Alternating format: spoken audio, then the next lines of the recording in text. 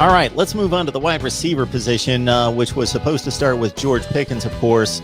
And what is most concerning there is not just that he was the most productive receiver coming back and the most experienced, but also he had obviously formed a chemistry with JT Daniels and really broke out once Daniels stepped into the starting lineup. Yeah, those two are certainly guys that JT Daniels had developed some chemistry with. Pickens more so, but Robertson as a guy that had been around, made 12 catches last year. I believe this year before that, he finished either second or third in terms of receptions and yardage. I don't think anyone around the Georgia program is going to say anything bad about Demetrius Robertson. Decided to come back for his super senior year of eligibility, and ultimately decides after going through spring practice, decides that he wants to look elsewhere. He's going to have to make a decision here before too long with that deadline coming up at the beginning of July for playing this next season. But I think everyone in Athens wishes him well. And in terms of losing Pickens, that's a position where Georgia is hopeful that they could get him back. I don't know how likely that is. He suffers a torn ACL early in spring practice. The good news for Georgia is that they had, that it didn't happen in fall practice, that it didn't happen the week of Clemson. You've got time, after the injury in spring practice, all summer long, all preseason camp to, develop the confidence of some of those guys that are going to be stepping up to fill his role. And guys that I would look to there would be Kyrus Jackson, Jermaine Burton, those two guys. Jackson actually led the team in yards, was tied for the team lead in receptions. Both he and George Pickens had 36 catches. Pickens had 513 yards. Jackson had 514 yards. So he gets the narrow edge there.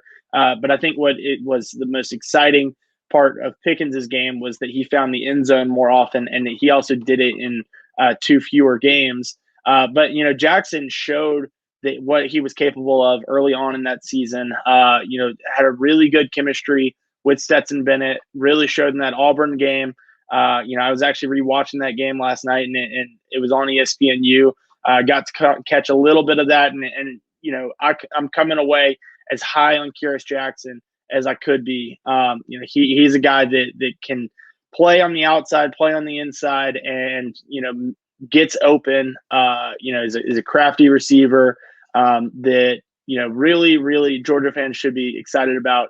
The fact that he is back. Jermaine Burton, you knew that he was going to be back. He was just a freshman last year, but had 27 receptions, 404 yards, 3 touchdowns. He's a guy that I think a lot of Georgia fans are looking forward to seeing a second year in this offense and looking at as a potential breakout guy. He had his biggest game came against Mississippi State in JT Daniels' debut. It was one of the biggest games by a Georgia wide receiver in a long time. He had 197 yards on 8 catches and 2 touchdowns, which is certainly impressive. And I think Georgia fans are really hoping to see that chemistry between Burton and Daniels continue to grow. I think the guy that Georgia fans might be most excited about in this receiver room is a new guy, Eric Gilbert. And you get him from LSU. We talked about it when the transfer news broke. But he is a guy that can step in with his big-bodied presence, former tight end that has played a lot in different roles where, you had him, you saw him as a traditional tight end, but you also saw him split out. He's going to be playing wide receiver for Georgia. That is known. It's going to be interesting to see the ways that Georgia uses him. I would imagine that they are looking to him as a replacement for George Pickens. And you may not have the speed that Pickens had, but Pickens, wasn't a burner. He wasn't going to blow by you. He was a 50-50 jump ball guy.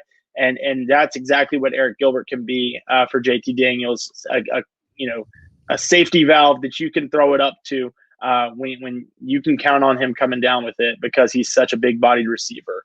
I mentioned a burner. I think a guy that Georgia's fans are also very excited about seeing there developing into a bigger role is Arian Smith. Only played in the last 4 games of the season, only caught 2 passes, but they were big ones. He first career reception was also his first career touchdown against South Carolina. Hauled that one in from down the field, and then had a big reception in the Peach Bowl win over Cincinnati. He and JT Daniels connected for a reception of over 50 yards there.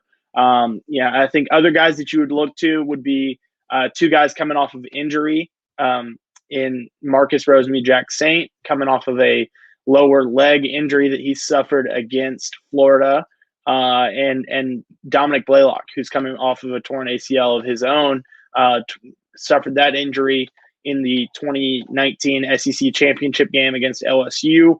Ended up re-injuring. He was back. He was working with the team, and it ended up re-injuring, re-tearing that ACL in preseason camp last year. So he missed all of his second year with the program. I think that there's a lot of excitement, looking back on what he did his freshman year. There's a lot of excitement about what he can bring to the table as a veteran. You just got to see what he looks like post injury. And then the last guy that I'll mention here would be Adonai Mitchell. He's a guy that really impressed during the spring. When Georgia didn't have Eric Gilbert to fill that George Pickens role, it was Adonai Mitchell that did. He's a true freshman coming in. He's a big-bodied receiver and showed some of that chemistry that he's got with JT Daniels in the spring game. Led the team in yards on G-Day. So I think that's Georgia feels very confident in what they've got with the receivers. I think there's certainly some hope that they can open up the tight end room a little bit. With Darnell Washington, 6'7", 265 pounds. He can, he's a nice combination of a pass catching tight end with a run blocking tight end. You've got John Fitzpatrick, who's a veteran there, but he is more of a run blocker. And then I think that there's also some excitement around true freshman, Brock Bowers, who out of California, who can kind of do it all. He's a dynamic guy in the passing game. Georgia used him quite a bit, sort of reminding me of the way that they used Isaac Nada when they had him in terms of the way they moved him around and stuff. So I think that there's a lot of excitement around this Georgia passing game, and especially when you've got a returning quarterback like JT Daniels. Gilbert caught 35 balls and 3 touchdowns at LSU last year. And you mentioned Darnell Washington, only 7 catches coming in, but just fresh out of high school as one of the top recruits in the nation at tight end, but for $166. So getting the ball downfield at the tight end position there.